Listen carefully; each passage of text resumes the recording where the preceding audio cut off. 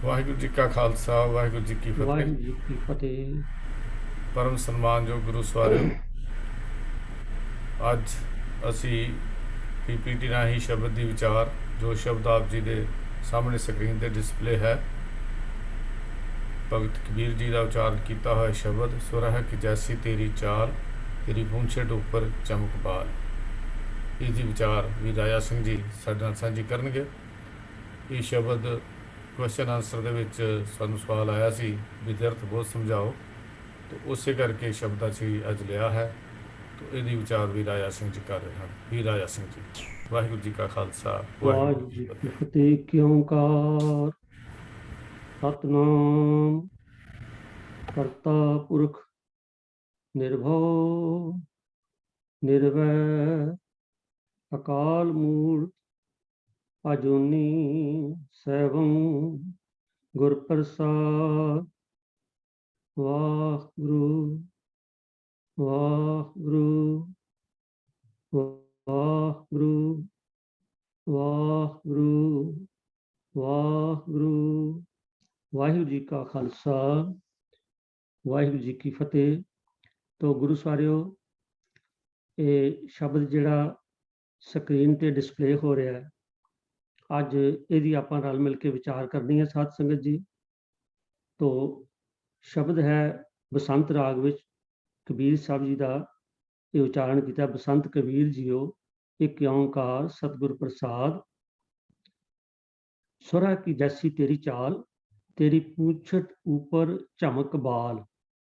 इस घर में है सो तू ढूंढ खाए, और किसी ही के तू मत ही जाए रहाओ। चाकी चाटें चून खाएं, चाकी का चीथरा कहाँ ले जाएं। छीके पर तेरी बहुत डीठ, मत लकड़ी सोटा तेरी परै पीठ। कह कबीर भोग भले कीन, मत को मारै ईंट टेन।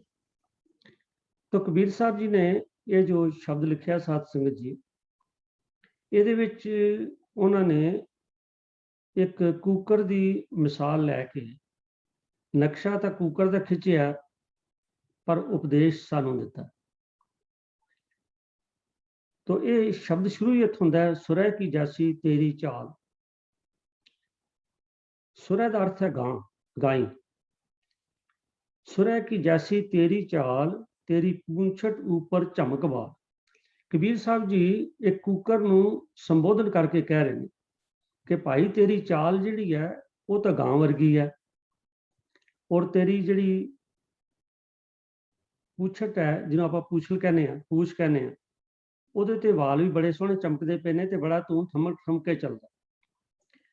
ਤੋ ਸਾਧ ਸੰਗਤ ਜੀ, ਇਸ ਦੀ ਸ਼ਬਦ ਵਿਚਾਰ ਆਪਾਂ ਸਾਂਝੀ ਕਰਨ ਤੋਂ ਪਹਿਲਾਂ ਮੈਂ ਇੱਕ ਬੇਨਤੀ ਕਰਦੇ ਹਾਂ ਕਿ ਧੰਨ ਗੁਰੂ ਨਾਨਕ ਪਾਤਸ਼ਾਹ ਜੀ ਨੇ ਜਿਹੜਾ ਨਿਰਮਲ ਪੰਥ ਚਲਾਇਆ, ਉਹਦੇ ਵਿੱਚ ਜਿਤਨੀਆਂ ਧਰਮ ਦੇ ਨਾਂ ਤੇ ਕਰਮਕਾਂਡ, ਦੰਭ, ਪਖੰਡ ਹੋ ਰਹੇ ਸਨ ਜਾਂ ਲੁੱਟ ਖਸੁੱਟ ਹੋ ਰਹੀ ਸੀ, ਗੁਰੂ ਨਾਨਕ ਪਾਤਸ਼ਾਹ ਜੀ ਨੇ ਲੁਕਾਈ ਨੂੰ ਜਾਗਰੂਕ ਕਰਕੇ, ਉਪਦੇਸ਼ ਦੇ ਕੇ, ਬਾਣੀ ਉਚਾਰ ਕੇ, ਔਰ ਬੜੀਆਂ ਬੜੀਆਂ ਲੰਬੀਆਂ ਯਾਤਰਾਵਾਂ ਕਰਕੇ ਲੋਕਾਈ ਨੂੰ ਸਮਝਾਇਆ, ਭਾਈ ਤੁਸੀਂ ਕਿਸ ਪਾਸੇ ਜਾ ਰਹੇ ਹੋ, ਜਿਸ ਚੀਜ਼ ਨੂੰ ਤੁਸੀਂ ਧਰਮ ਸਮਝ ਰਹੇ ਹੋ, ਕਿਆ ਉਹ ਧਰਮ ਹੈ।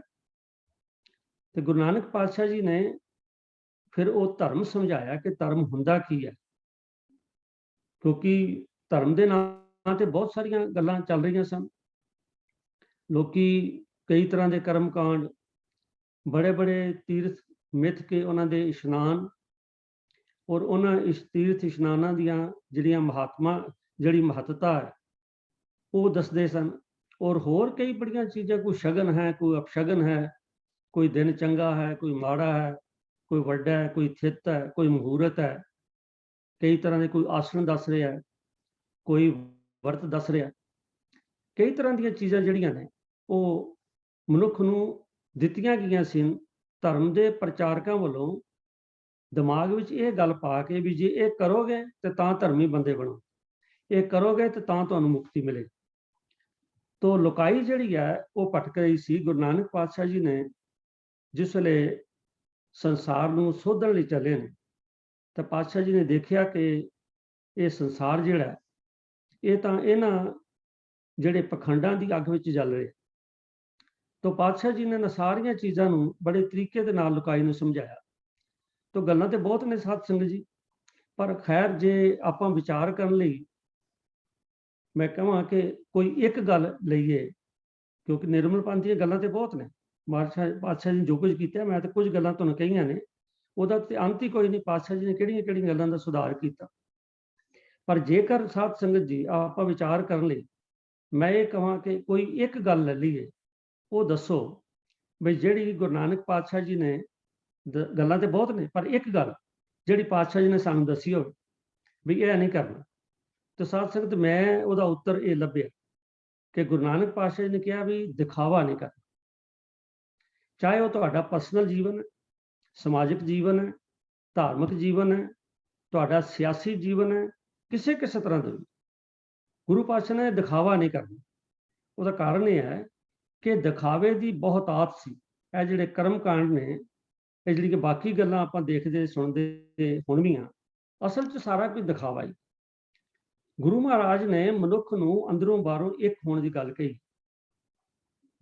ਔਰ ਗੁਰਬਾਣੀ ਵਿੱਚ ਐਸਾ ਵੀ ਜ਼ਿਕਰ ਆਉਂਦਾ ਕਿ ਜਿਹੜੇ ਮਨੁੱਖ ਨੇ, ਮਨਮੁਖ ਕਥਨੀ ਹੈ ਪਰ ਰਹਿਤ ਨਾ ਹੋਈ, ਗੱਲੀਆਂ ਸੀ ਚੰਗੀਆਂ ਆਚਾਰੀ ਬੁਰੀਆਂ, ਮਨੋਂ ਕੁਸੁਧਾ ਕਾਲੀਆਂ ਬਾਹਰੋਂ ਚਿਤਵੀਆਂ। ਗੁਰਬਾਣੀ ਦੀ ਐਸੀ ਇਹ ਫਰਮਾਨ ਹੈ। तो मैं बेनती कर रहा कि यह जी गल पातशाह जी ने कही कि अंदरों बाहरों एक हो, भाव यह है कि दिखावा नहीं करना, पखंड नहीं करना। जिवें कर्मकांड की डेफिनेशन आप पिछले दिनों च सुन रहे सन, वो यही कि धर्म के नाम से किया कर्म, जिहदे विचों धर्म ना निकले उन्होंने पखंड कर या कर्मकांड कर।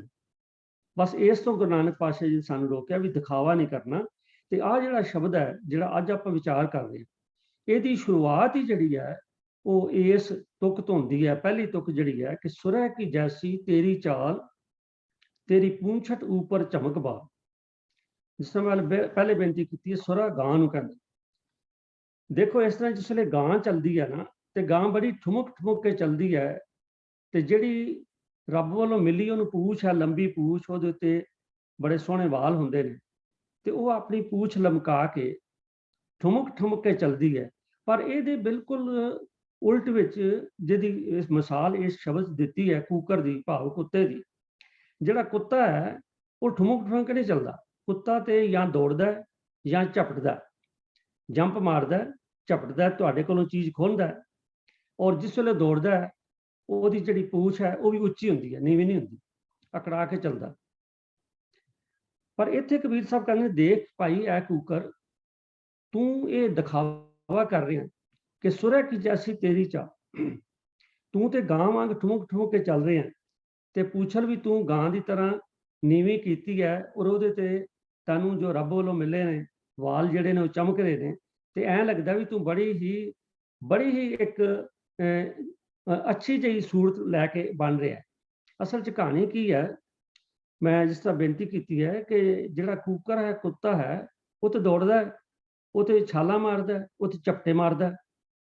हाँ, पर एक गल है जिहड़ा कहंदे ने कुत्ते च बड़ियां होर भी गल्लां ने।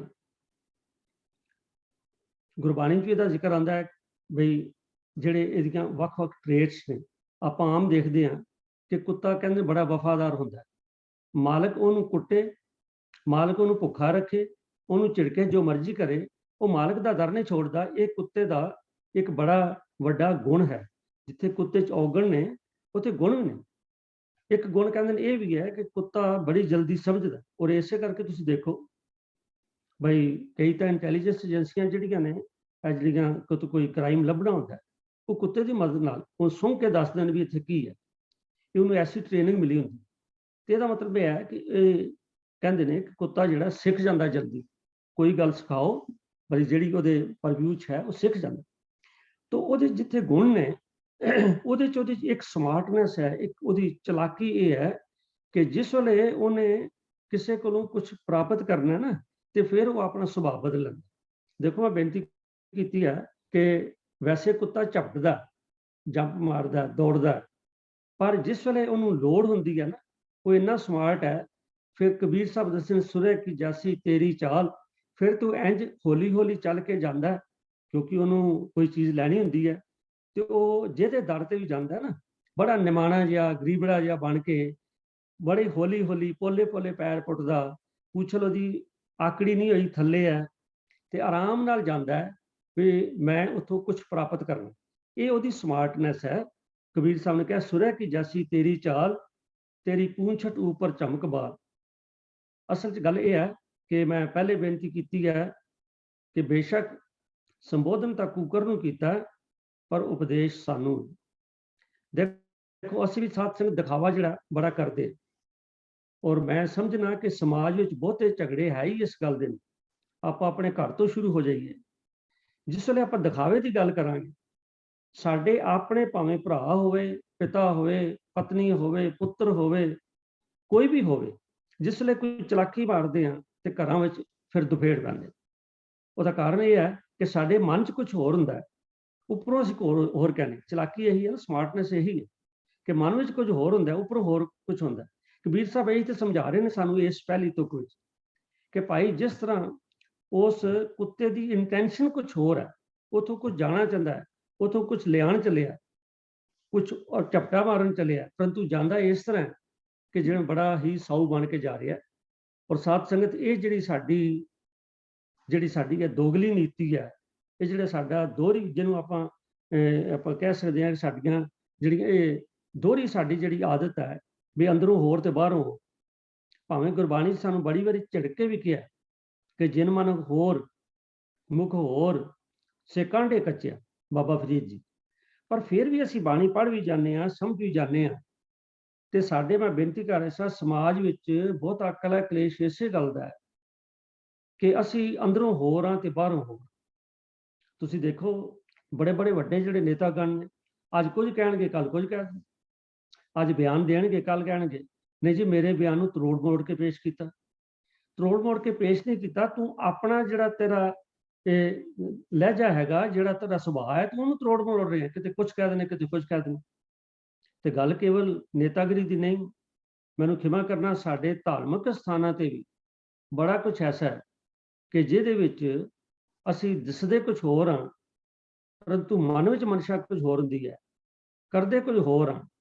ਔਰ ਇਹੀ ਤਾਂ ਗੱਲ ਹੈ ਵੀ ਅੱਜ ਧਾਰਮਿਕ ਨੇਤਾਵਾਂ ਜਿਹੜੇ ਨੇ ਉਹਨਾਂ ਤੇ ਵੀ ਕਿਉਂ ਐਲੀਗੇਸ਼ਨ ਲੱਗਦੇ ਨੇ?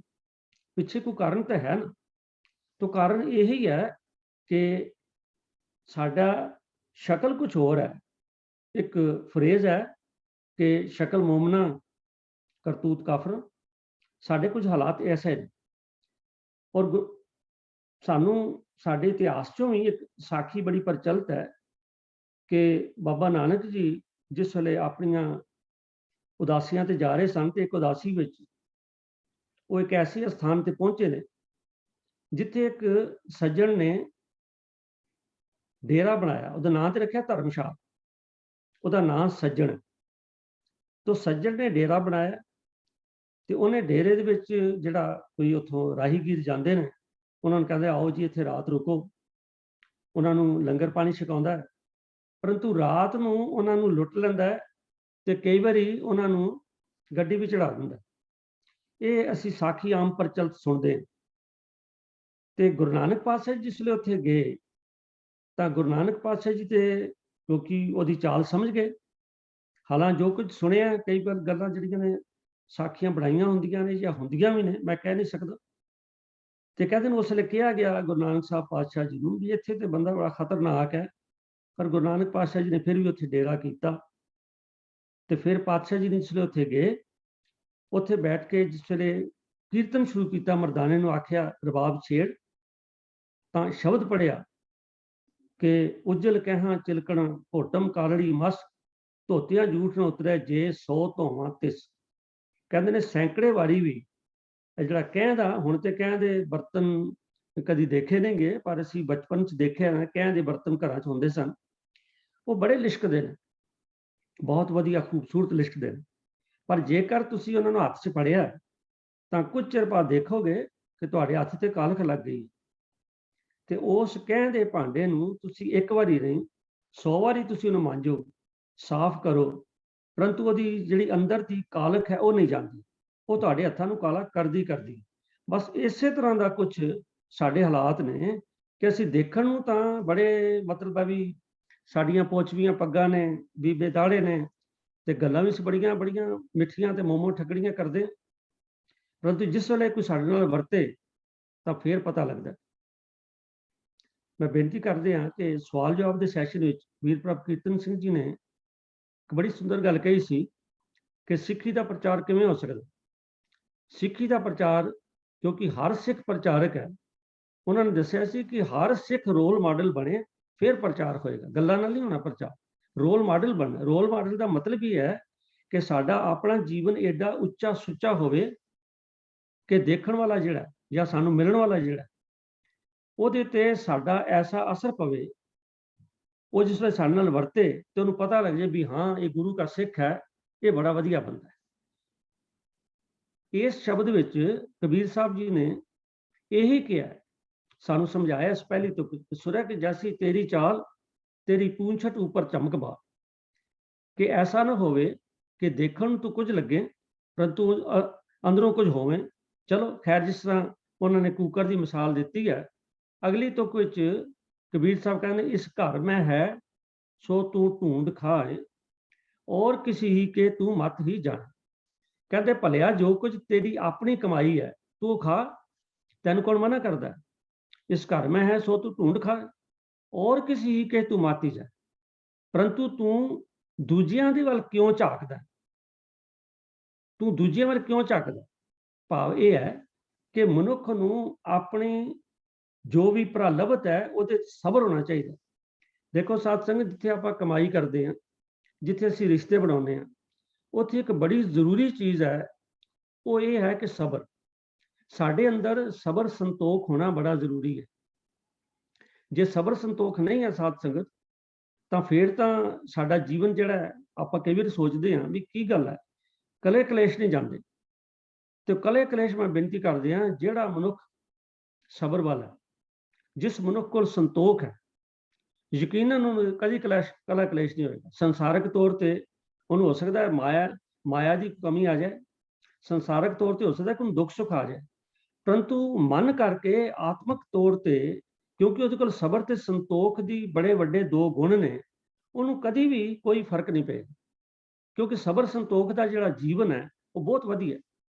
ਮਹਾਰਾਜ ਬਾਣੀ 'ਚ ਕਹਿੰਦੇ, ਸਬਰ ਅੰਦਰ ਸਾਬਰੀ ਤਨ ਏਵੇਂ ਜਾਲੇ, ਹੋਣ ਨਜ਼ੀਕ ਖੁਦਾਏ ਦੇ ਭੇਤ ਨਾ ਕਿਸੇ ਦੀ। ਇਹ ਹੈ ਸਬਰ ਵਾਲੇ ਮਨੁੱਖ ਦਾ ਜੀਵਨ। ਕਿਉਂਕਿ ਸਬਰ ਨਾਲ ਜੀਵਨ ਲਈ ਜਿਹੜਾ ਲਿਖਿਆ ਤਨ ਏਵੇਂ ਜਾਲੇ, ਇਹਦਾ ਮਤਲਬ ਇਹ ਹੈ ਕਿ ਸਬਰ ਅੰਦਰ ਰਹਿਣ ਲਈ ਇੱਕ ਤਪੱਸਿਆ ਹੈ। ਸਬਰ 'ਚ ਰਹਿਣਾ, ਸੰਤੋਖ 'ਚ ਰਹਿਣਾ ਇੱਕ ਤਪੱਸਿਆ ਹੈ। ਦੇਖੋ ਸਾਧ ਸੰਗਤ, ਸਬਰ ਸੰਤੋਖ ਜਿੰਨਾ ਆਪਾਂ ਸੌਖਾ ਕਹਿ ਦਿੱਤਾ ਹੈ, ਸੰਤੋਖ ਕਰਨਾ ਇਹ ਬੜਾ ਕੋਈ ਸੌਖਾ ਕੰਮ ਨਹੀਂ। ਤਦੇ ਲਿਖਿਆ ਤਨ ਏਵੇਂ ਜਲੇ, ਬੜੀ ਮਿਹਨਤ ਕਰਨੀ ਪੈਂਦੀ, ਬੜਾ ਘਾਲਣੀ ਪੈਂਦੀ। ਔਰ ਗੁਰੂ ਨਾਨਕ ਪਾਤਸ਼ਾਹ ਜੀ ਦਾ ਇੱਕ ਹੋਰ ਜੋ ਹੁਕਮ ਹੈ ਉਹ ਆਪ ਜੀ ਪੜ੍ਹ ਰਹੇ ਹੋ, ਸਿਦਕ ਸਬੂਰੀ ਸਾਧਕਾ ਸਬਰ ਤੋਸਾ ਮਲਾਏ ਕਾ, ਦੀਦਾਰ ਪੂਰੇ ਪਾਏ ਸਾ ਥਾਂ ਨਹੀਂ ਖਾਏ। ਜਿਹੜੇ ਸਬਰ ਸੰਤੋਖੀ ਬੰਦੇ ਨੇ ਨਾ, ਇਹ ਗੁਰਮੁਖ ਬੰਦੇ ਜਿਹੜੇ ਗੁਰੂ ਦੇ ਰਸਤੇ ਤੇ ਚੱਲਦੇ ਨੇ, ਉਹ ਸਬਰ ਸੰਤੋਖੀ ਉਹੀ ਸਬਰ ਸੰਤੋਖੀ ਹੁੰਦੇ ਨੇ। ਵਰਨਾ ਦੁਨੀਆ ਜਿਹੜੀ ਥਾਂ ਨਾ ਹੀ ਖਾਏ ਕਾ, ਬਾਕੀ ਲੋਕ ਤੇ ਕੇਵਲ ਗੱਪਾਂ ਮਾਰਨ ਵਾਲੀ ਗੱਲ। ਤੋ ਸਬਰ ਸੰਤੋਖ ਸਾਧ ਸੰਗਤ ਜੀ ਇੱਕ ਬੜਾ ਵੱਡਾ ਦੈਵੀ ਗੁਣ ਹੈ। ਦੇਖੋ ਗੁਰੂ ਗ੍ਰੰਥ ਸਾਹਿਬ ਸੱਚੇ ਪਾਤਸ਼ਾਹ ਜੀ ਸੰਪਾਦਨਾ ਜਿਸਲੇ ਕੀਤੀ ਗੁਰੂ ਅਰਜਨ ਸਾਹਿਬ ਸੱਚੇ ਪਾਤਸ਼ਾਹ ਨੇ, ਤਾਂ ਅਖੀਰ ਤੇ ਜਾ ਕੇ ਮੁੰਦਾਵਣੀ ਦਾ ਜੋ ਸ਼ਬਦ ਲਿਖਿਆ, ਉਹਦੇ ਵਿੱਚ ਪਾਤਸ਼ਾਹ ਜੀ ਨੇ ਇਹੀ ਲਿਖਿਆ ਕਿ ਥਾਲ ਵਿੱਚ ਤਿੰਨ ਵਸਤੂ ਪਈਓ, ਸਤ ਸੰਤੋਖ ਵਿਚਾਰੋ, ਅੰਮ੍ਰਿਤ ਨਾਮ ਠਾਕਰ ਕਾ ਪਿਓ ਜਿਸ ਕਾ ਸਭ ਸਦਾ। ਉੱਥੇ ਸਤ ਤੇ ਸੰਤੋਖ ਦੀ ਗੱਲ। ਤੋ ਸਬਰ ਤੇ ਸੰਤੋਖ ਜਿਹੜਾ, ਜਿਸ ਮਨੁੱਖ ਕੋਲ ਇਹ ਆ ਜਾਏ। ਹੁਣ ਕਬੀਰ ਸਾਹਿਬ ਜੀ ਉਸ ਕੂਕਰ ਦੀ ਉਦਾਹਰਣ ਦੇ ਕੇ ਉਹਨੂੰ ਐਡਰੈਸ ਕਰਕੇ ਸੰਬੋਧਨ ਕਰਕੇ ਕਹਿ ਰਹੇ ਨੇ ਕਿ ਭਾਈ ਤੂੰ ਇਸ ਘਰ ਮੈਂ ਹੈ ਸੋ ਤੂੰ ਢੂੰਡ ਖਾਏ, ਜੋ ਕਿ ਤੇਰੀ ਪ੍ਰਲਭਤ ਹੈ ਉਹਦੇ ਤੇ ਵਿਸ਼ਵਾਸ ਕਰ, ਉਹਦੇ ਤੇ ਇਤਬਾਰ ਰੱਖ, ਸੰਤੋਖ ਰੱਖ, ਸਬਰ ਰੱਖ। ਹੁੰਦਾ ਇਹ ਸਾਧ ਸੰਗਤ, ਅੱਜ ਕੱਲ੍ਹ ਚਕਾਚੌਂਧ ਦਾ ਜ਼ਮਾਨਾ, ਅਸੀਂ ਦੂਸਰਿਆਂ ਵੱਲ ਵੇਖਦੇ। ਦੇਖੋ ਜਿਹੜੀ ਗੁਰੂ ਨਾਨਕ ਦੀ ਸਿੱਖੀ ਹੈ ਇਹ ਅੰਦਰ ਦੇਖਣ ਦੀ ਹੈ, ਬਾਹਰ ਦੇਖਣ ਦੀ ਨਹੀਂ। ਅੱਜ ਜੇ ਅਸੀਂ ਸੰਸਾਰ ਵਿੱਚ ਨਹੀਂ ਐਡਜਸਟ ਹੋ ਰਹੇ, ਭਾਵ ਇਹ ਹੈ ਕਿ ਕਲੇ ਕਲੇਸ਼ ਦਾ ਜੀਵਨ, ਚਾਹੇ ਸਮਾਜਿਕ ਹੋਵੇ ਚਾਹੇ ਸਿਆਸੀ ਸਿਆਸੀ ਜੀਵਨ ਹੋਵੇ, ਧਾਰਮਿਕ ਜੀਵਨ ਹੋਵੇ, ਕਲਾ ਕਲੇਸ਼ ਇਸੇ ਕਰਕੇ ਨੇ ਕਿ ਸਾਡੇ ਕੋਲ ਸਬਰ ਸੰਤੋਖ ਨਹੀਂ ਹੈ। ਅਸੀਂ ਅੰਦਰ ਦੀ ਸਫਰ ਨਹੀਂ ਕਰ ਰਹੇ, ਅਸੀਂ ਅੰਦਰ ਨਹੀਂ ਝਾਤੀ ਮਾਰ ਰਹੇ ਕਿ ਮੈਂ ਕੀ ਹਾਂ, ਮੈਂ ਕਰਨਾ ਕੀ ਹੈ, ਮੈਂ ਕਰਦਾ ਕੀ ਪਿਆ, ਮੈਂ ਕਿੱਥੇ ਪਹੁੰਚਿਆ, ਇੰਨਾ ਜੀਵਨ ਗੁਜਾ ਲਿਆ। ਮੈਂ ਤੇ ਬਾਹਰ ਦੇਖਦਾ ਵੀ ਫਲਾਣਾ ਕੀ ਕਰਦਾ ਜੀ, ਫਲਾਣਾ ਕੀ ਕਰਦਾ ਜੀ। ਚਾਹੇ ਜ਼ਿੰਦਗੀ ਦਾ ਕੋਈ ਖੇਤਰ ਹੈ, ਅਸੀਂ ਦੂਜਿਆਂ ਨਾਲ ਕੰਪੇਅਰ ਕਰਦੇ। ਮੈਂ ਇੱਕ ਬੇਨਤੀ ਕਰਦੇ ਹਾਂ ਸਾਧ ਸੰਗਤ ਜੀ, ਜਿਸ ਮਨੁੱਖ ਨੇ ਸਹਿਜ ਵਿੱਚ ਰਹਿਣਾ, ਉਹਨੂੰ ਇੱਕ ਗੱਲ ਬੜੀ ਜ਼ਰੂਰੀ ਕਰਨੀ ਪਏਗੀ, ਇਹ ਗੱਲ ਛੱਡਣੀ ਪਏਗੀ। ਉਹ ਕੀ ਹੈ? ਉਹ ਹੈ ਕਿ ਕਦੀ ਵੀ ਉਹ ਜਿਹੜਾ ਸਬਰ ਸੰਤੋਖੀ ਬੰਦਾ, ਜਿਹੜਾ ਸਹਿਜ ਵਿੱਚ ਰਹਿਣ ਵਾਲਾ ਬੰਦਾ, ਉਹ ਆਪਣੇ ਆਪ ਨੂੰ ਦੂਜੇ ਨਾਲ ਕਦੀ ਕੰਪੇਅਰ ਨਹੀਂ ਕਰਦਾ। ਉਹਦਾ ਕਾਰਨ ਇਹ ਹੈ ਕਿ ਵਾਹਿਗੁਰੂ ਜੀ ਨੇ ਸਾਰੀ ਖਲਕਤ ਪੈਦਾ ਕੀਤੀ, ਔਰ ਆਪਾਂ ਦੇਖਦੇ ਹਾਂ ਕਿ ਇੱਕ ਦੀ ਸ਼ਕਲ ਦੂਜੇ ਨਾਲ ਨਹੀਂ ਮਿਲਦੀ, ਇੱਕ ਦਾ ਸੁਭਾਅ ਦੂਜੇ ਨਾਲ ਨਹੀਂ ਮਿਲਦਾ। ਬਾਕੀ ਤੇ ਗੱਲਾਂ ਛੱਡੋ, ਇੱਕ ਪਰਿਵਾਰ ਵਿੱਚ ਜਿਤਨੇ ਜੀਅ ਨੇ ਉਹਨਾਂ ਦੀ ਸ਼ਕਲਾਂ ਵੱਖਰੀਆਂ ਨੇ, ਉਹਨਾਂ ਦੇ ਸੁਭਾਅ ਵੱਖਰੇ ਨੇ, ਕੰਮ ਕਰਨ ਦਾ ਤਰੀਕਾ ਵੱਖਰਾ ਹੈ। ਕੋਈ ਤਾਮਸੀ ਬਿਰਤੀ ਵਾਲਾ ਹੈ ਤੇ ਕੋਈ ਸੰਤੋਖੀ ਬਿਰਤੀ ਵਾਲਾ। ਇੱਥੋਂ ਤੱਕ ਕਿ ਕਈ ਜਿਹੜੇ ਜੁੜਵੇਂ ਭਰਾ ਭੈਣਾਂ ਹੁੰਦੇ ਨੇ, ਉਹਨਾਂ ਦੀਆਂ ਆਪਸ ਵਿੱਚ ਸ਼ਕਲਾਂ 'ਚ ਥੋੜਾ ਬਹੁਤਾ ਫਰਕ ਜ਼ਰੂਰ ਹੁੰਦਾ, ਉਹਨਾਂ ਦੇ ਸੁਭਾਵਾਂ 'ਚ ਫਰਕ ਹੁੰਦਾ। ਇੱਕ ਤਰੱਕੀ ਕਰ ਜਾਂਦਾ, ਇੱਕ ਨਹੀਂ ਕਰ ਜਾਂਦਾ। ਇਹਦਾ ਮਤਲਬ ਇਹ ਹੈ ਕਿ ਸਾਨੂੰ ਕਦੀ ਵੀ ਕਿਸੇ ਨਾਲ ਕੰਪੇਅਰ ਨਹੀਂ ਕਰਨਾ ਚਾਹੀਦਾ। ਮੈਂ ਬੇਨਤੀ ਕਰ ਰਿਹਾ ਕਿ ਸਹਿਜ ਲਈ, ਸਹਿਜ ਦੇ ਜੀਵਨ ਲਈ ਇੱਕ ਬੜਾ ਵੱਡਾ ਇਹ ਗੁਣ ਹੋਣਾ ਚਾਹੀਦਾ ਹੈ ਕਿ ਮਨੁੱਖ ਆਪਣੇ ਆਪ ਨੂੰ ਕਦੀ ਕਿਸੇ ਨਾਲ ਕੰਪੇਅਰ ਨਹੀਂ ਕਰੇ, ਕਿਉਂਕਿ ਵਾਹਿਗੁਰੂ ਨੇ ਹਰੇਕ ਮਨੁੱਖ ਦੀ ਸਿਰ ਸੇ ਰਿਜ਼ਕ ਸੰਭਾਹੇ ਠਾਕੁਰ ਕਾਹੇ ਮਨ ਭਉ ਕਰਿਆ। ਹਰੇਕ ਮਨੁੱਖ ਦੀ ਪ੍ਰਾਲਬਤ ਉਹਦੇ ਨੂੰ ਦੇ ਕੇ ਭੇਜੀ ਹੈ। ਮੇਰਾ ਵਾਹਿਗੁਰੂ ਜਿਹੜਾ ਹੈ ਉਹ ਆਪ ਇਹ ਸਾਰਾ ਜਿਹੜਾ ਹੈ ਹਰ ਇੱਕ ਨੂੰ ਆਪ ਸਤਿਗੁਰੂ ਸੱਚੇ ਪਾਤਸ਼ਾਹ ਜਿਹੜੇ ਨੇ ਉਹ ਕੰਟਰੋਲ ਕਰਦੇ ਨੇ। ਮੇਰਾ ਵਾਹਿਗੁਰੂ ਸਭ ਨੂੰ ਕੰਟਰੋਲ ਕਰਦਾ। ਸੋ ਇਸ ਕਰਕੇ ਕਦੀ ਵੀ ਕਿਸੇ ਨਾਲ ਕੰਪੇਅਰ ਨਾ ਕੀਤਾ ਜਾਏ। ਉਹ ਤਾਂ ਹੀ ਹੋ ਸਕਦਾ ਜੇ ਸਾਡੇ ਕੋਲ ਸਤ ਤੇ ਸੰਤੋਖ ਹੋਵੇ। ਅਗਲੀ ਤੁਕ ਤੁਸੀਂ ਪੜ੍ਹ ਰਹੇ ਹੋ, ਪਾਤਸ਼ਾਹ ਲਿਖਿਆ ਕਿ ਸਤ ਸੰਤੋਖ ਹੋਵੇ ਅਰਦਾਸ, ਤਾਂ ਸੁਣ ਸਦ ਬਹਾਲੇ ਪਾਸ। ਐ ਮਨੁੱਖ, ਜੇ ਸਬਰ ਤੇ ਸੰਤੋਖ ਨਾਲ ਤੂੰ ਕੋਈ ਬੇਨਤੀ ਕਰਦਾ, ਸਬਰ ਤੇ ਸੰਤੋਖ ਨਾਲ ਤੂੰ ਵਾਹਿਗੁਰੂ ਜੀ ਕੋਲੋਂ ਕੋਈ ਮੰਗ ਮੰਗਦਾ, ਤੇ ਕੇਵਲ ਮੰਗ ਨਹੀਂ, ਤੈਨੂੰ ਵਾਹਿਗੁਰੂ ਆਪਣੇ ਕੋਲ ਲਿਆ ਕੇ ਬਿਠਾਏਗਾ। ਸਤ ਸੰਤੋਖ ਹੋਵੇ ਅਰਦਾਸ, ਤਾਂ ਸੁਣ ਸਦ ਬਹਾਲੇ ਪਾਸ। ਤੁਸੀਂ ਦੇਖੋ ਜੀ, ਕੋਲ ਕਿਹਨੂੰ ਬਿਠਾਈਦਾ? ਜਿਹੜਾ ਬੰਦਾ ਬਹੁਤ ਪਿਆਰਾ ਹੋਵੇ, ਕੋਲ ਉਹਨੂੰ ਬਿਠਾਇਆ ਜਾਂਦਾ ਹੈ ਜਿਹੜਾ ਬੰਦਾ ਬਹੁਤ ਪਿਆਰਾ ਹੋਵੇ। ਮੈਨੂੰ ਖਿਮਾ ਕਰਨਾ ਹੈ, ਸਕਰੀਨ ਦਾ ਫਾਇਦਾ ਵੀ ਹੈ ਤੇ ਇਹਦਾ ਘਾਟਾ ਵੀ ਹੈ ਕਿ ਇਹ ਅਟੈਂਸ਼ਨ ਜਿਹੜੀ ਹੈ ਡਾਇਵਰਟ ਕਰ ਦਿੰਦੀ ਹੈ। ਤਾਂ ਮੈਂ ਬੇਨਤੀ ਕਰ ਰਿਹਾ ਸਾਂ ਕਿ ਸਤ ਸੰਤੋਖ ਹੋਵੇ ਅਰਦਾਸ, ਤਾਂ ਸੁਣ ਸਦ ਬਹਾਲੇ ਪਾਸ। ਜੇਕਰ ਸਾਡੇ ਕੋਲ ਸਤ ਤੇ ਸੰਤੋਖ ਹੈ ਤਾਂ ਵਾਹਿਗੁਰੂ ਜੀ ਸਾਨੂੰ ਆਪਣੇ ਕੋਲ ਬਿਠਾਣਗੇ। ਕੋਲ ਉਸੇ ਨੂੰ ਬਿਠਾਏ ਨੂੰ ਮੈਂ ਬੇਨਤੀ ਕਰ ਰਿਹਾ ਜਿਹੜਾ ਬੰਦਾ ਮੈਰੀਟੋਰੀਅਸ ਹੋਵੇ, ਦੂਜੇ ਤੋਂ ਕੋਈ ਲਾਗੇ ਨਹੀਂ ਲੱਗਣ ਦਿੰਦਾ।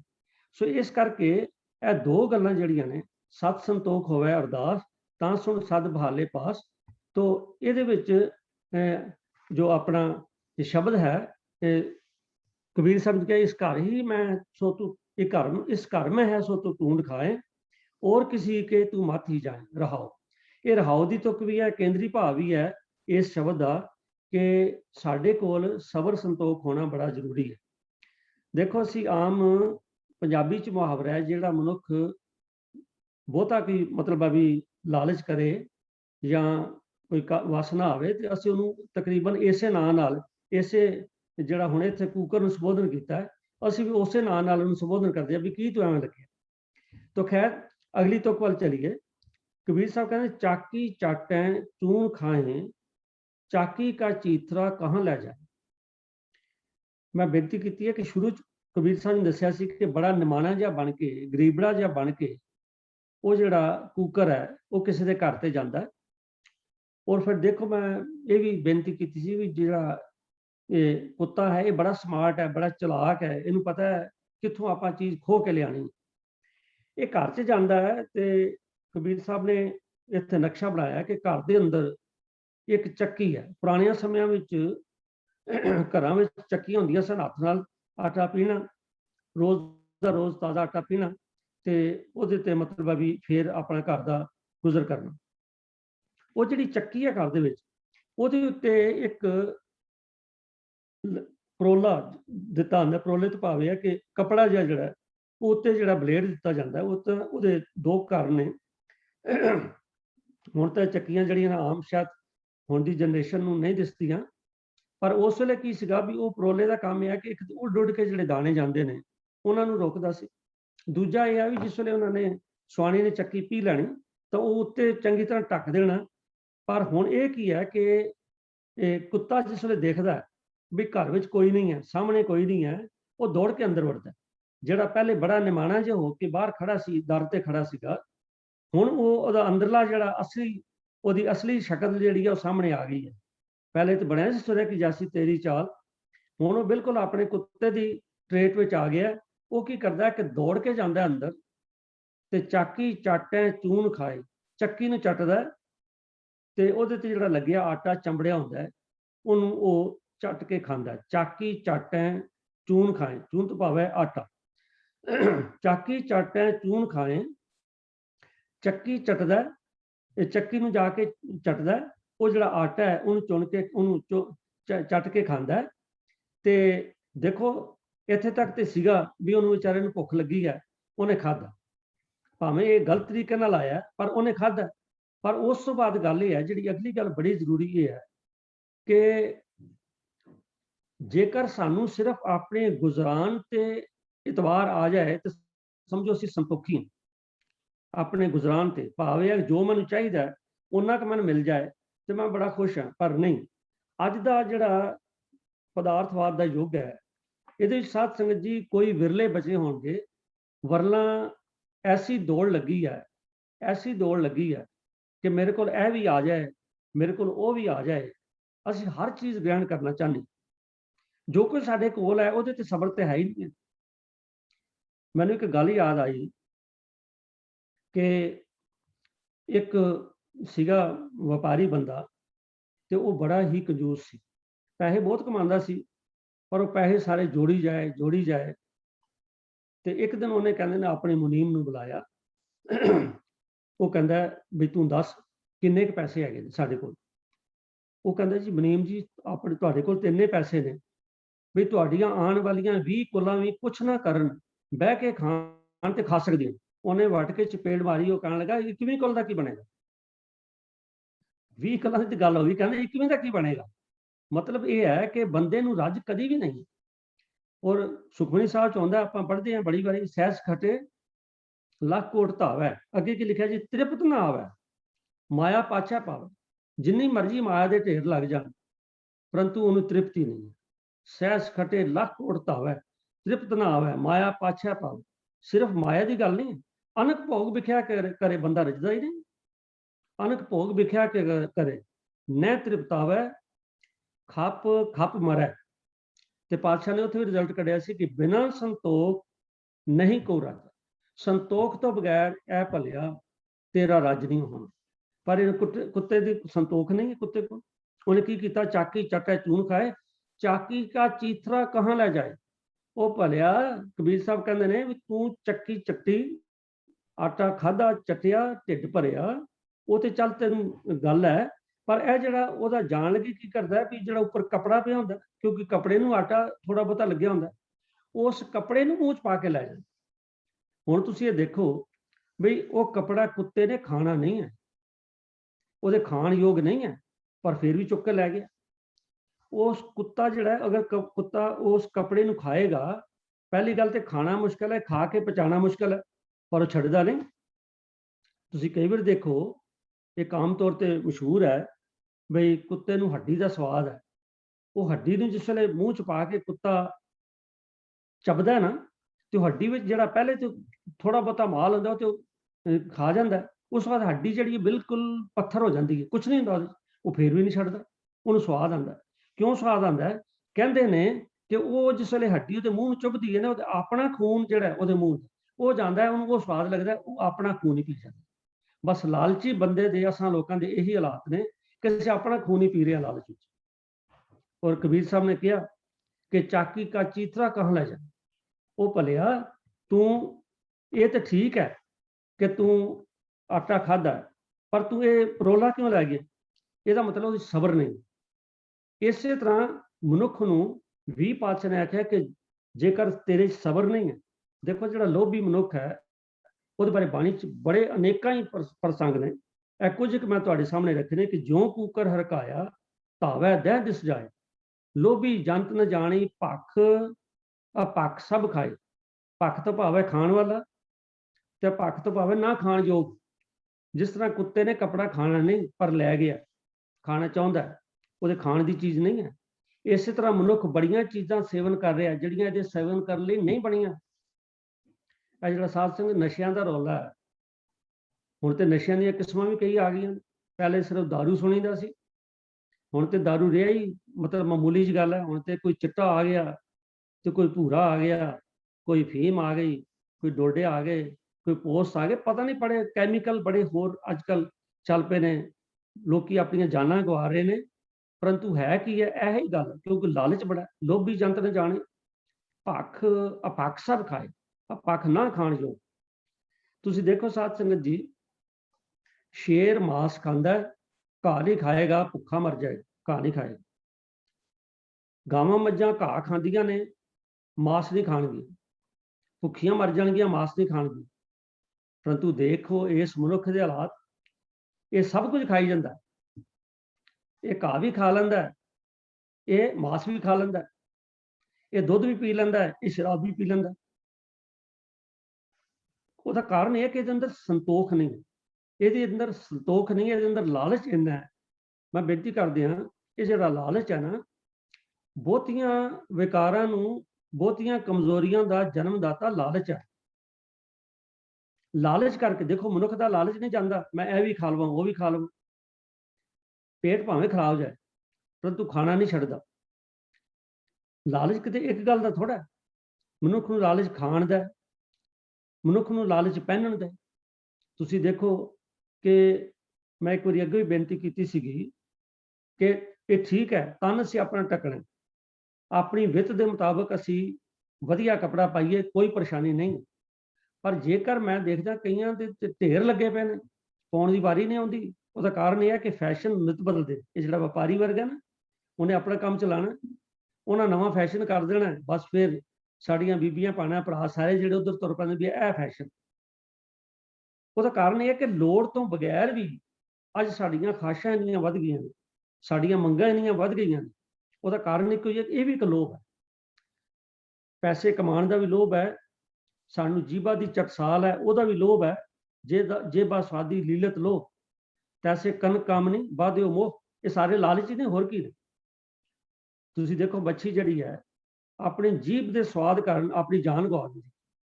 ਮੱਛੀ ਜਿਸ ਵੇਲੇ ਉਸ ਮਾਸ ਦੇ ਟੁਕੜੇ ਨੂੰ ਜਾਂ ਕਿਸੇ ਰੋਟੀ ਦੇ ਟੁਕੜੇ ਨੂੰ ਮੂੰਹ ਮਾਰਦੀ ਹੈ, ਅਸਲ 'ਚ ਮੱਛੀ ਪਕੜਨ ਵਾਲੇ ਨੇ ਕੁੰਡੀ ਪਾਈ ਹੁੰਦੀ ਹੈ, ਉਹ ਵਿਚਾਰੀ ਉਹ ਕੁੰਡੀ ਉਹਦੇ ਮੂੰਹ 'ਚ ਫਸ ਜਾਂਦੀ ਹੈ, ਉਹ ਖਿੱਚ ਕੇ ਕੱਢ ਲੈਂਦਾ, ਟੁਕੜੇ ਟੁਕੜੇ ਹੁੰਦੀ, ਮਨਜ਼ੂਰ ਹੈ, ਪਰ ਦੂਜੀਆਂ ਮੱਛੀਆਂ ਹਟਦੀਆਂ। ਇਸੇ ਤਰ੍ਹਾਂ ਸਾਡੇ ਸਾਹਮਣੇ ਲੋਭ ਲਾਲਚ ਕਰਨ ਵਾਲਿਆਂ ਦੀ ਨਸ਼ਈਆਂ ਦਾ ਬੁਰਾ ਹਾਲ ਸੀ ਤੱਕਦੇ ਹਾਂ, ਪਰ ਕਿਆ ਅਸੀਂ ਠੀਕ ਹੋਏ? ਪਾਤਸ਼ਾਹ ਨੇ ਤੱਦੇ ਤੇ ਆਖਿਆ ਕਿ ਜੋ ਕੂਕਰ ਹਰਕਾਇਆ ਧਾਵੈ ਦਹਿ ਦਿਸ ਜਾਏ। ਇੱਥੇ ਵੀ ਪਾਤਸ਼ਾਹ ਜੀ ਨੇ ਇਹ ਕੁੱਤੇ ਨਾਲ ਹੀ ਤੁਲਨਾ ਦਿੱਤੀ ਕਿ ਜਿਸ ਤਰ੍ਹਾਂ ਹਲਕਿਆ ਕੁੱਤਾ ਹੁੰਦਾ ਉਹ ਸਾਰੇ ਪਾਸੇ ਦੌੜਦਾ।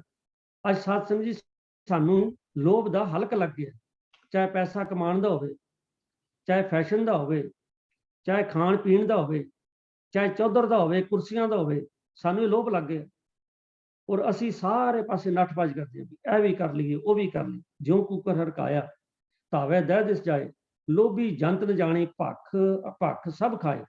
ਕਾਮ ਕ੍ਰੋਧ ਮਦ ਵਿਆਪਿਆ ਫਿਰ ਜੋਨੀ ਪਾਏ। ਇਹ ਹਾਲਾਤ ਨੇ।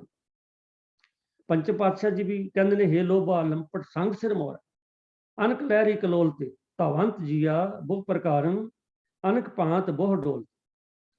ਕਹਿੰਦੇ ਬੜੇ ਬੜੇ ਵੱਡੇ ਲੋਕ ਜਿਹੜੇ ਨੇ ਨਾ, ਇਹ ਲੋਭ ਉਹਨੂੰ ਉਹ ਤੈਨੂੰ ਲਪਟੇ ਪਏ ਨੇ ਜਾਂ ਤੂੰ ਉਹਨਾਂ ਨੂੰ ਲਪਟਿਆ ਪਿਆ। ਤੇ ਮੈਂ ਬੇਨਤੀ ਕਰ ਰਿਹਾ ਸੋਨੇ, ਜਿਵੇਂ ਮੱਛੀ ਦੀ ਗੱਲ ਹੈ, ਹੋਰ ਵੀ ਕਈ ਥਾਂ ਨੇ। ਅਗਰੀ ਤੋਂ ਮਹਾਰਾਜ ਨੇ ਲਿਖਿਆ, ਭਵਰ ਲੋਭੀ ਕੁਸਮ ਬਾਸ ਕਾ ਮਿਲ ਆਪ ਬੰਦਾ। ਭੌਰਾ ਜਿਹੜਾ ਉਹਨੂੰ ਵਾਸ਼ਨਾ ਦਾ ਲਾਲਚ ਹੈ, ਫੁੱਲ ਤੇ ਜਾ ਕੇ ਬਹਿੰਦਾ, ਵਾਸ਼ਨਾ ਲੈ ਕੇ ਤੂੰ ਆ ਜਾ, ਕੁਝ ਖਾਣਾ ਹੈ ਤਾਂ ਉੱਥੋਂ ਖਾ ਕੇ ਆ ਜਾ। ਪਰ ਨਹੀਂ, ਉਹ ਐਸਾ ਉਹਦੇ ਅੰਦਰ ਹੀ ਵੜ ਜਾਂਦਾ ਹੈ, ਔਰ ਉਹਦੇ 'ਚ ਕੀ ਹੈ, ਜਾ ਕੇ ਉਹਦਾ ਸਾਹ ਬੰਦ ਹੋ ਜਾਂਦਾ ਹੈ। ਭਵਰ ਲੋਭੀ ਕੁਸਮ ਬਾਸ ਕਾ ਮਿਲ ਆਪ ਬੰਧਾਓ। ਆਪਣੀ ਜਾਨ ਤੋਂ ਹੱਥ ਧੋ ਪੈਂਦਾ। ਜਾਨ ਤੋਂ ਹੱਥ ਧੋਣਾ ਮਨਜ਼ੂਰ ਹੈ, ਪਰੰਤੂ ਲੋਭ ਹੈ। ਖੈਰ ਮੈਂ ਅੱਗੇ ਚਲਾਂ ਜੀ, ਸੰਖੇਪ ਕਰਾਂ। ਪਰ ਇੱਥੇ ਲੋਭ ਦੀ ਗੱਲ ਕਰਨੀ ਬੜੀ ਜ਼ਰੂਰੀ ਹੈ। ਉਹਦਾ ਕਾਰਨ ਇਹ ਹੈ ਕਿ 21ਵੀਂ ਸਦੀ ਵਿੱਚ ਹੁਣ ਪਹੁੰਚਦੇ ਜਿੰਨੀ ਅਸੀਂ ਪਦਾਰਥਵਾਦ ਦੀ ਤਰੱਕੀ ਕੀਤੀ ਹੈ, ਮੈਂ ਸਮਝਦਾ ਵੀ ਇਹ ਕੁਝ ਐਸਾ ਸਿਲਸਿਲਾ ਬਣਾਇਆ ਰੱਬ ਨੇ ਕਿ ਜਿੰਨੇ ਪਦਾਰਥਵਾਦ ਦੀ ਤਰੱਕੀ ਹੋਏਗੀ, ਉਨੇ ਮਨੁੱਖ ਦੇ ਮਨ ਵਿੱਚ ਲੋਭ ਲਾਲਚ ਪੈਦਾ ਹੋਏਗਾ। ਉਹਦਾ ਇੱਕ ਕਾਰਨ ਤੇ ਇਹ ਹੋ ਸਕਦਾ ਹੈ ਕਿ ਜਿਸ ਵੇਲੇ ਬਹੁਤੀਆਂ ਨਵੀਆਂ ਕਾਢਾਂ ਨਹੀਂ ਸਨ, ਲੋਕੀ ਆਪਣਾ ਹੱਥੀਂ ਕੰਮ ਕਰਦੇ ਸਨ ਤੇ ਲੰਗਰ ਪਕਾਉਂਦੇ ਸਨ, ਦਾਲ ਫੁਲਕਾ ਬਣਦਾ ਸੀ, ਛਕਦੇ ਸਨ, ਰੱਬ ਦਾ ਨਾਂ ਲੈਂਦੇ ਸਨ, ਆਨੰਦ ਕਰਦੇ ਸਨ। ਹੁਣ ਗੱਲ ਇਹ ਹੈਗੀ ਹੈ ਕਿ ਹੁਣ ਕਿਸੇ ਚੀਜ਼ ਦਾ ਕੋਈ ਜਿਹੜਾ ਨਾ ਅੰਤ ਨਹੀਂ। ਅੱਗੇ ਹੁੰਦਾ ਸੀ ਝੁੱਗੀ ਝੋਪੜੀ 'ਚ ਆਪਣੇ ਘਰ 'ਚ ਰਹਿਣਾ, ਜਿਹੋ ਜਿਹਾ ਮਿਲਿਆ ਠੀਕ ਹੈ। ਹੁਣ ਮੈਂ ਜਿਵੇਂ ਪਹਿਲੇ ਬੇਨਤੀ ਕੀਤੀ ਨਾ, ਅਸੀਂ ਅੰਦਰ ਨਹੀਂ ਦੇਖਦੇ, ਬਾਹਰ ਦੇਖਦੇ।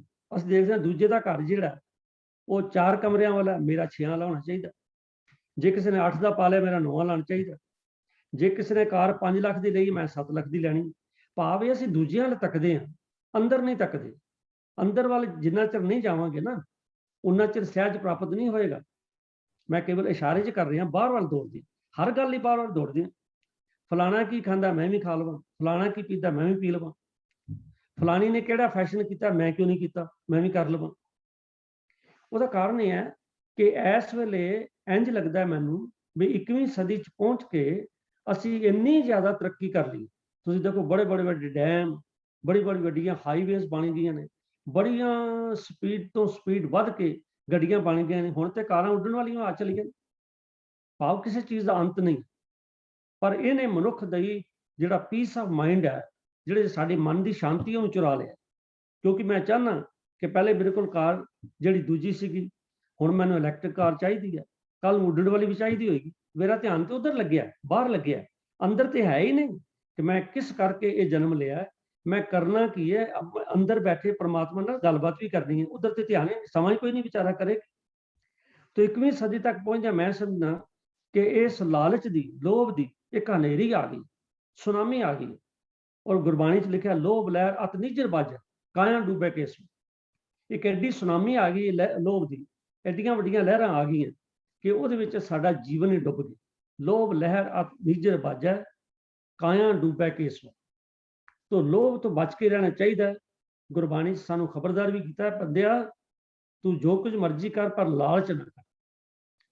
ਕਿਉਂ? ਜੇਕਰ ਲਾਲਚ ਕਰੇਗਾ ਨਾ, ਤੇ ਤੇਰੇ ਤੇ ਰੱਬ ਨੇ ਕੀ ਇਤਬਾਰ ਕਰਨਾ। ਦੇਖੋ, ਲਾਲਚੀ ਮਨੁੱਖ ਦੇ ਲਾਲਚ ਸਾਹਮਣੇ ਆ ਜਾਂਦਾ ਹੈ, ਅਸੀਂ ਉਹ ਇਤਬਾਰ ਨਹੀਂ ਕਰਦੇ ਵੀ ਇਹ ਤਾਂ ਬੰਦਾ ਬੜਾ ਲਾਲਚੀ ਹੈ ਜੀ। ਔਰ ਬਾਣੀ 'ਚ ਲਿਖਿਆ, ਲੋਭੀ ਕਾ ਵਿਸਾਹ ਨਾ ਕੀਜੈ, ਜੇ ਕਾ ਪਾਰ ਵਸਾਏ। ਅਗਲੀ ਜਿਹੜੀ ਤੁਕ ਹੈ ਉਹ ਬੜੀ ਨੋਟ ਕਰਨ ਵਾਲੀ, ਕਿ ਅੰਤ ਕਾਲ ਜਿੱਥੈ ਤੁਹੈ, ਜਿੱਥੈ ਹੱਥ ਨਾ ਪਾਏ। ਲੋਭੀ ਬੰਦੇ ਦਾ ਕੋਈ ਪਤਾ ਨਹੀਂ ਕੀ ਕਰੇ। ਉਹ ਲੋਭ ਲਾਲਚ ਵਿੱਚ ਆ ਕੇ ਦੂਜੇ ਦੀ ਜਾਨ ਵੀ ਲੈ ਲੈਂਦਾ, ਦੂਜੇ ਨੂੰ ਲੁੱਟ ਵੀ ਲੈਂਦਾ। ਜਿੰਨਾ ਮਰਜ਼ੀ ਕਿਸੇ ਦਾ ਨੁਕਸਾਨ ਹੋ ਜਾਏ, ਉਹ ਇਸ ਗੱਲ ਦੀ ਪਰਵਾਹ ਨਹੀਂ ਕਰਦਾ। ਕਿਉਂ? ਉਹਦੇ ਉੱਤੇ ਲੋਭ ਦਾ ਜਿਹੜਾ ਉਹ ਸਰੂਰ ਚੜਿਆ। ਸੋ ਇਸ ਕਰਕੇ ਲੋਭੀ ਬਿਰਤੀ ਬਾਰੇ ਕਬੀਰ ਸਾਹਿਬ ਨੇ ਕਿਹਾ ਕਿ ਚਾਕੀ ਚਾਟੈ ਝੂਠ ਚੂਨ ਖਾਏ, ਚਾਕੀ ਕਾ ਚੀਤਰਾ ਕਹਿ ਨਾ ਜਾਏ। ਸੋ ਇਹ ਲੋਭ ਹੈ ਜਿਹੜਾ ਸਾਡੇ ਕੋਲ ਉਹ ਕੰਮ ਕਰਾਂਦਾ ਜਿਹੜੇ ਅਸੀਂ ਸੋਚ ਹੀ ਨਹੀਂ ਸਕਦੇ।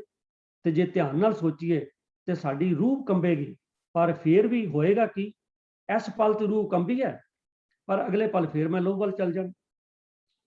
ਇਹਦਾ ਮਤਲਬ ਲੋਭ ਜਿਹੜਾ ਹੈ ਉਹ ਇੰਨਾ ਅਟਰੈਕਟਿਵ ਹੈ ਕਿ ਇਹਨੇ ਸਾਰਿਆਂ ਨੂੰ ਆਪਣੇ ਮਗਰ ਲਾਇਆ। ਚਲੋ, ਸਮਾਂ ਹੋ ਰਿਹਾ ਸਤਸੰਗ, ਅਗਲੀ ਤੁਕ ਪੜ੍ਹਦੇ ਹਾਂ। ਛੀਕੇ ਪਰ ਤੇਰੀ ਬਹੁਤ ਢੀਠ, ਮਤ ਲੱਕਰੀ ਸੋਲਟਾ ਤੇਰੀ ਪਰੈ ਪੀਠ। ਹੁਣ ਕੁੱਤੇ ਦੀ ਗੱਲ ਆਈ ਵੀ ਕੁੱਤੇ ਨੇ ਕੀ ਕੀਤਾ, ਪਹਿਲੇ ਤੇ ਜਿਹੜਾ ਚੱਕੀ ਸੀ ਉਹਨੂੰ ਚੱਟਿਆ, ਉਹਦਾ ਪਰੋਲਾ ਜਿਹੜਾ ਉੱਤੇ ਕੱਪੜਾ ਪਿਆ ਸੀ ਉਹ ਵੀ ਪਾੜ ਕੇ ਲੈ ਗਿਆ। ਉਸ ਤੋਂ ਬਾਅਦ ਉਹਨੇ ਦੇਖਿਆ ਵੀ ਪੁਰਾਣਿਆਂ ਸਮੇਂ 'ਚ ਕੀ ਹੁੰਦਾ ਸੀਗਾ ਕਿ ਘਰਾਂ ਵਿੱਚ ਪ੍ਰਸ਼ਾਦੇ ਬਣਾ ਕੇ ਛਕ ਲੈਣੇ, ਬਾਕੀ ਜਾਂ ਜਿਹਨਾਂ ਜੇ ਛਕਣੇ ਨੇ ਉਹਨਾਂ ਲਈ, ਬਾਕੀ ਜਿਹੜੇ ਪ੍ਰਸ਼ਾਦੇ ਨੇ ਉਹ ਛਿੱਕੂ 'ਚ ਪਾ ਕੇ ਉੱਤੇ ਟੰਗ ਦਿੱਤੇ ਜਾਂਦੇ ਸਨ। ਛਿੱਕੂ ਦਾ ਮਤਲਬ ਇੱਕ ਟੋਕਰੀ ਜਿਹੀ ਹੁੰਦੀ ਹੈ, ਜੇ ਸਾਡੀ ਏਜ ਵਾਲੇ ਤੇ ਸਮਝਦੇ ਨੇ, ਹੁਣ ਅੱਜ ਕੱਲ੍ਹ ਦੇ ਨਿਆਣਿਆਂ ਨੂੰ ਸ਼ਾਇਦ ਨਾ ਹੋਵੇ, ਕਿਉਂਕਿ ਇਹ ਜਿਹੜੀਆਂ ਪੁਰਾਣੇ ਸਮੇਂ 'ਚ ਹੁੰਦਾ ਸੀ, ਘਰਾਂ ਦੇ ਵਿੱਚ ਉਹ ਰੱਸਾ ਬੱਧਾ ਹੁੰਦਾ ਸੀ ਤੇ ਛਿੱਕੂ ਨੂੰ ਉਹਦੇ ਨਾਲ ਟੰਗ ਦੇਣਾ, ਤੇ ਛਿੱਕੂ ਦੇ ਵਿੱਚ ਉਹ ਸਰਕੰਡੇ ਦਾ ਬਣਿਆ ਹੁੰਦਾ ਸੀ ਛਿੱਕੂ, ਜਿਹਦੇ 'ਚ ਮਤਲਬ ਵੀ ਰੋਟੀਆਂ ਵੀ ਬਿਲਕੁਲ ਨਰਮ ਤੇ ਗਰਮ ਰਹਿੰਦੀਆਂ ਸੀ, ਉਹਦੇ ਵਿੱਚ ਪਾ ਕੇ ਉੱਤੇ ਟੰਗ ਦੇਣੀਆਂ। ਹੁਣ ਕੁੱਤੇ ਨੂੰ ਪਤਾ ਹੈ, ਉਹਨੂੰ ਖੁਸ਼ਬੂ ਆ ਰਹੀ ਹੈ ਕਿ ਇਹਦੇ ਵਿੱਚ ਰੋਟੀਆਂ। ਹੁਣ ਕੀ ਕਰਦਾ, ਛੀਕੇ ਪਰ ਤੇਰੀ ਬਹੁਤ ਨੀਚ, ਉਹ ਕੀ ਕਰਦਾ, ਛਾਲ ਮਾਰ ਕੇ ਛਿੱਕੇ ਨੂੰ, ਉਹ ਜਿਹੜਾ ਟੰਗੀ ਟੋਕਰੀ ਜਿਹੜੀ ਹੈ ਉਹਨੂੰ ਵੀ ਤੋੜਨਾ ਚਾਹੁੰਦਾ, ਥੱਲੇ ਡੇਗਣਾ ਚਾਹੁੰਦਾ, ਛੀਕੇ ਪਰ ਤੇਰੀ ਬਹੁਤ ਨੀਚ। ਦੂਜੇ ਪਾਸੇ ਕੀ ਹੈ ਵੀ ਘਰ ਦਾ ਕੋਈ ਜੀ ਦੇਖ ਲੈਂਦਾ ਵੀ ਹੈ ਇਹ ਤਾਂ ਛਿੱਕੇ ਨੂੰ ਡਿੱਗਣ ਲੱਗਾ, ਸੋਟਾ ਲਿਆ ਕੇ ਉਹਦੀ ਪਿੱਠ 'ਚ ਮਾਰ ਉਹਨੂੰ ਜੁੜਾਉਂਦਾ। ਤਾਂ ਕਬੀਰ ਸਾਹਿਬ ਨੇ ਕਿਹਾ ਕਿ ਛੀਕੇ ਪਰ ਤੇਰੀ ਬਹੁਤ ਢੀਠ, ਮਤ ਲੱਕੜੀ ਸੋਟਾ ਤੇਰੀ ਪਰੈ ਪੀਠ। ਤੋ ਸਾਧ ਸੰਗਤ ਜੀ, ਇਹ ਕੀ ਹੈ ਕਿ ਉਹ ਕਹਿੰਦਾ ਕਿ ਮੈਂ ਤੇ ਖਾ ਲਿਆ, ਰੱਜ ਤੇ ਗਿਆ, ਪਰ ਇਹ ਜਿਹੜਾ ਦੂਜਿਆਂ ਨੇ ਖਾਣਾ ਹੈ ਉਹਦੀ ਨਜ਼ਰ ਉਹਦੇ ਤੇ ਵੀ। ਜਿੱਥੇ ਲੋਭ ਦੀ ਗੱਲ ਆਈ ਹੈ ਸਾਧ ਸੰਗਤ ਜੀ, ਜਿੱਥੇ ਆਪਾਂ ਸੰਤੋਖ ਦੀ ਗੱਲ ਕੀਤੀ ਹੈ, ਉਸ ਤੋਂ ਬਾਅਦ ਲੋਭ ਦੀ ਗੱਲ ਆ ਗਈ। ਇਹ ਵੀ ਬੜੀ ਜ਼ਰੂਰੀ ਹੈ, ਮੈਂ ਹੁਣੇ ਬਾਰ-ਬਾਰ ਬੇਨਤੀ ਕਰ ਰਿਹਾ ਕਿ ਅਸੀਂ ਬਾਹਰ ਦੂਜਿਆਂ ਵੱਲ ਦੇਖਦੇ ਹਾਂ, ਇਹ ਸਾਡੀ ਇੱਕ ਮਾੜੀ ਐਸੀ ਫਿਤਰਤ ਹੈ। ਉਹਨੂੰ ਕਬੀਰ ਸਾਹਿਬ ਨੇ ਕਿਹਾ ਇਹ ਤੇ ਕੁੱਤੇ ਦੀ ਫਿਤਰਤ ਹੈ ਕਿ ਛੀਕੇ ਪਰ ਤੇਰੀ ਬਹੁਤ ਢੀਠ, ਮਤ ਲੱਕੜੀ ਸੋਟਾ ਤੇਰੀ ਪਰੈ ਪੀਠ। ਛੀਕੇ ਦਾ ਮਤਲਬ ਹੈ ਦੂਜਿਆਂ ਵੱਲ ਦੇਖਣਾ। ਬਾਣੀ ਚ ਆਇਆ ਪਰ ਤਨ ਪਰਤੀ ਨਿੰਦਾ, ਪਰ ਬਾਦ ਨਾ ਛੂਟੈ, ਆਵਾ ਗੌਨ ਹੋਤ ਹੈ ਫੁਨ ਫੁਨ, ਇਹ ਪ੍ਰਸੰਗ ਨਾ ਟੁੱਟੈ। ਤੋ ਦੂਜੇ ਵੱਲ ਦੇਖਣਾ। ਦੇਖੋ ਗੁਰੂ ਨਾਨਕ ਸਾਹਿਬ ਜੀ ਨੇ ਇਸੇ ਲਈ ਸਾਨੂੰ ਇਹ ਸਿੱਖਿਆ ਦਿੱਤੀ ਸੀ ਕਿ ਹੱਕ ਪਰਾਇਆ ਨਾਨਕਾ, ਉਹ ਸੂਰ ਸੁਗਾਏ, ਗੁਰਪੀਰ ਹਮਾ ਤਾਂ ਭਰੇ, ਜਾਂ ਮੁਰਦਾਰ ਨਾ ਖਾਏ। ਇਸ ਕਰਕੇ ਕਿ ਗੁਰੂ ਸਾਹਿਬ ਨੇ ਸਾਨੂੰ ਕਿਹਾ ਕਿ ਭਾਇਆ ਆਪਣੀ ਪ੍ਰਲਭਤ ਤੇ ਰਹਿ, ਜਿਵੇਂ ਆਪਾਂ ਪਹਿਲੇ ਪੜ੍ਹੇ ਨਾ, ਆਪਣੀ ਪ੍ਰਲਭਤ ਤੇ ਇਤਬਾਰ ਰੱਖ, ਦੂਜਿਆਂ ਵੱਲ ਨਾ ਦੇਖ। ਪਰੰਤੂ ਮਨੁੱਖ ਦੀ ਭੈੜੀ ਫਿਤਰਤ ਹੈ ਕਿ ਇਹ ਦੂਜੇ ਤੇ ਧਨ ਨੂੰ ਬੜੀਆਂ ਲਲਚਾਈਆਂ ਨਜ਼ਰਾਂ ਨਾਲ ਦੇਖਦਾ।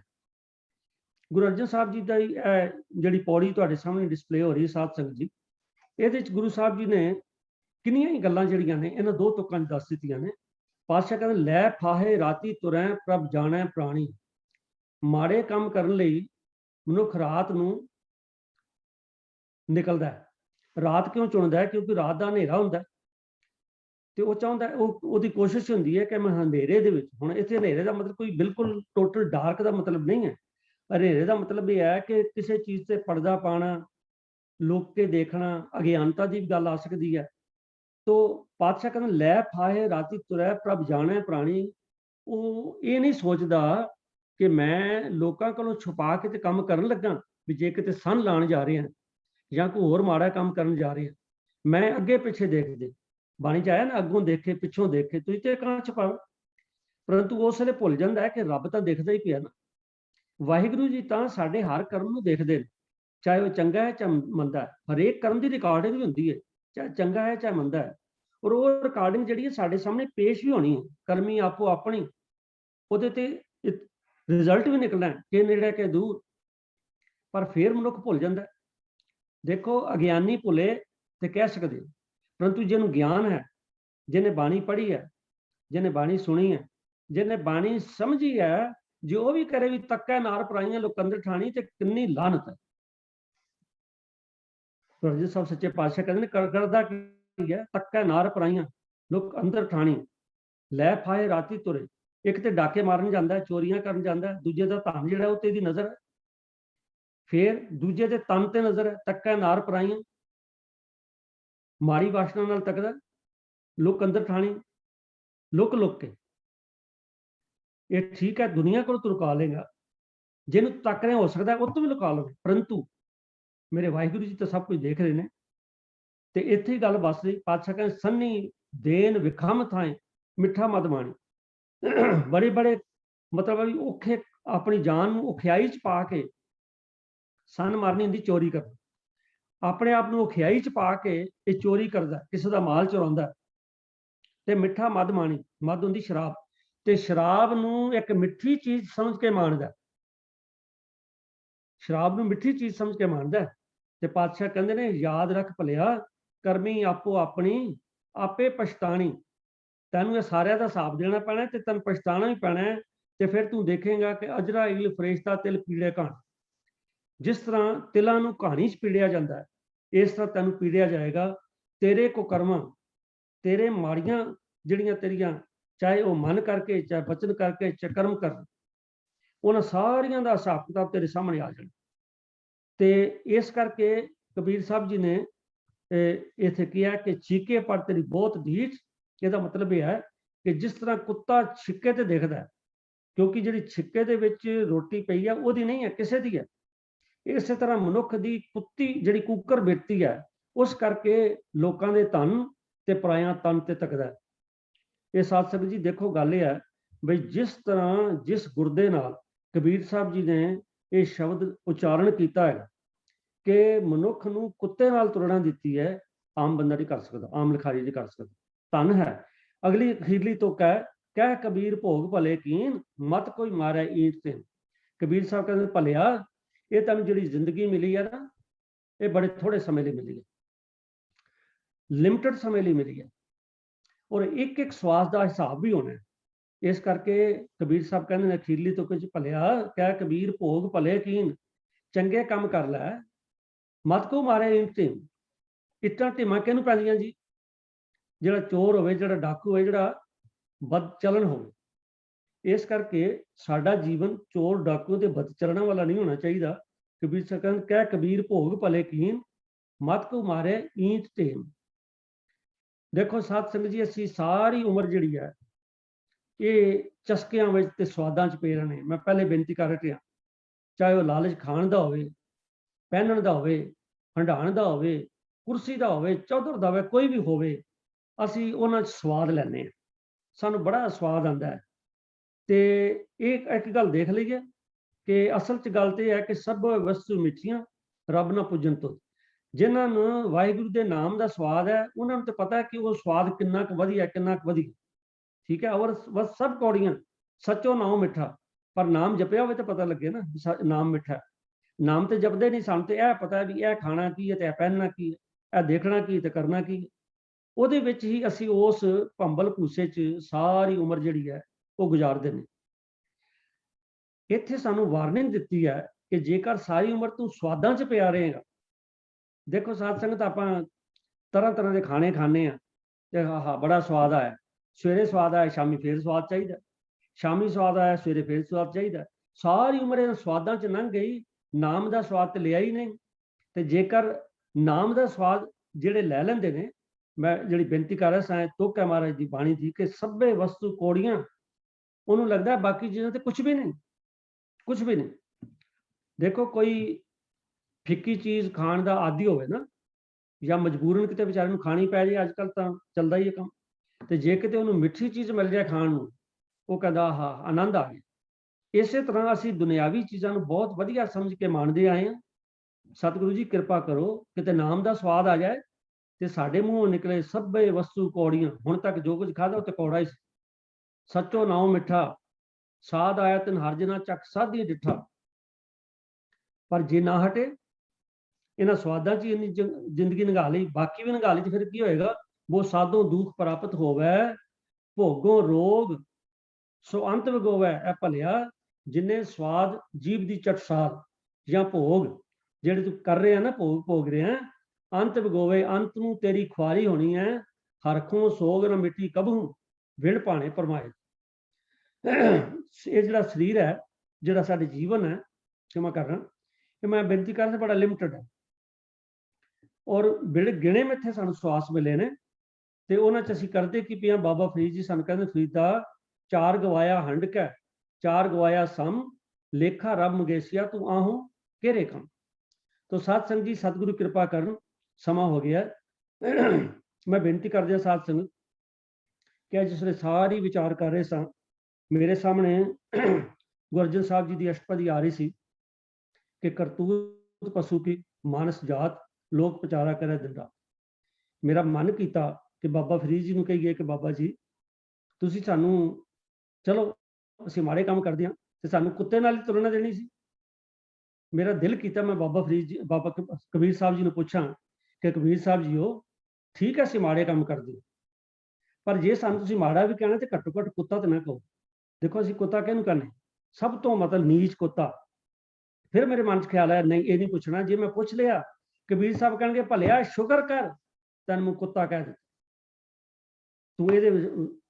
ਤੂੰ ਇਹ ਵੀ ਡਿਜ਼ਰਵ ਨਹੀਂ ਕਰਦਾ। ਕਰਤੂਤ ਪਸ਼ੂ ਕੀ ਮਾਨਸ ਜਾਤ, ਲੋਕ ਵਿਚਾਰਾ ਕਰੈ ਦਿਨ ਰਾਤ, ਬਾਹਰ ਭੇਕ ਅੰਤਰ ਮਲ ਮਾਇਆ, ਸ਼ਬਦ ਨਾ ਕਛ ਕਰੈ ਛਪਾਇਆ। ਬਾਹਰ ਗਿਆਨ ਧਿਆਨ ਇਸ਼ਨਾਨ, ਬਾਹਰ ਤੂੰ ਬੜਾ ਗਿਆਨੀ ਧਿਆਨੀ ਬਣ ਰਿਹਾ, ਅੰਤਰ ਵਿਆਪੈ ਲੋਭ ਸਵਾਨ। ਮੇਰਾ ਮਨ ਕੰਬ ਗਿਆ। ਹੁਣ ਅਖੀਰ ਤੇ ਸਾਧ ਸੰਗਤ ਜੀ ਮੈਂ ਹੱਥ ਜੋੜ ਕੇ ਇਹੋ ਬੇਨਤੀ ਕਰਦਿਆਂ, ਵਾਹਿਗੁਰੂ ਜੀ ਮੇਰੇ ਰਾਮ, ਇਹ ਨੀਚ ਕਰਮ ਹਰ ਮੇਰੇ, ਗੁਣਵੰਤਾ ਹਰ ਦਿਆਲ, ਕਰ ਕਿਰਪਾ ਬਖਸ਼ ਅਵਗੁਣ ਸਭ ਮੇਰੇ।